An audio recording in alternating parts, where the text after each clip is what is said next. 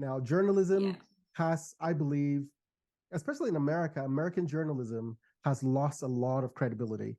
So what Yeah. we call in America the mainstream media, they have been, I believe, the catalyst for the so-called misinformation and disinformation in our country. So when you turn on the TV, just like you said, in Spain, a lot of the media is pretty left-leaning, and it's really hard to get a fair kind of balance between both sides.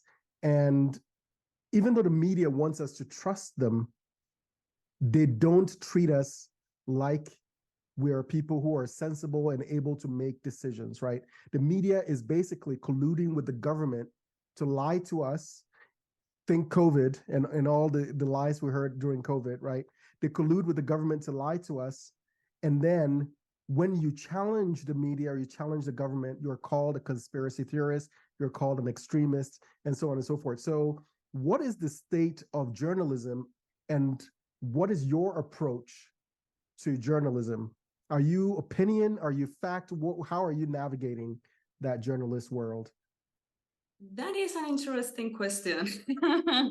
So my approach is like I really like and love interviews because I love people and I'm very passionate, and I feel like when you interview personalities or people in general, you get the most human part, because I feel like in politics in a specific, people is accustomed to see on TV like someone like fighting sometimes or making rules, or like very formal.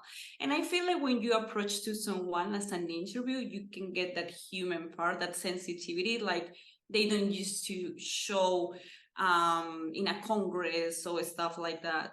So yeah, I love interviews, and I'm super accustomed to that. But also, since COVID, I became a lot more of opinion. So yeah, I don't know, like if opinion or critical, but I definitely, most of my posts or some of my posts are opinions about cancel culture, about science and COVID. Also, I have a degree in scientific, a master degree in scientific communication, so that gives me a little authority to post things about science referring to COVID, for example, that it was like a huge science crisis the whole world had the last years. So yeah, but if I have to choose one, definitely I choose love interviews. I think with a good interview, you can have a lot of information of people and different things. Yeah, I love that too, because I feel like a lot of times we lose that human connection, and we see people on TV and we make assumptions about people's lives. We see people out when we go about in our daily lives, and we make all these assumptions. And I think in some way, because of social media, because of our phones, we're losing that human connection, that human touch.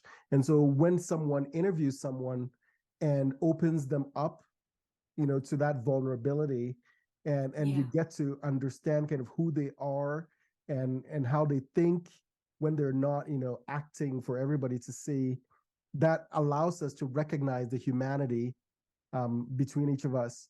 And I think that's something that is really necessary.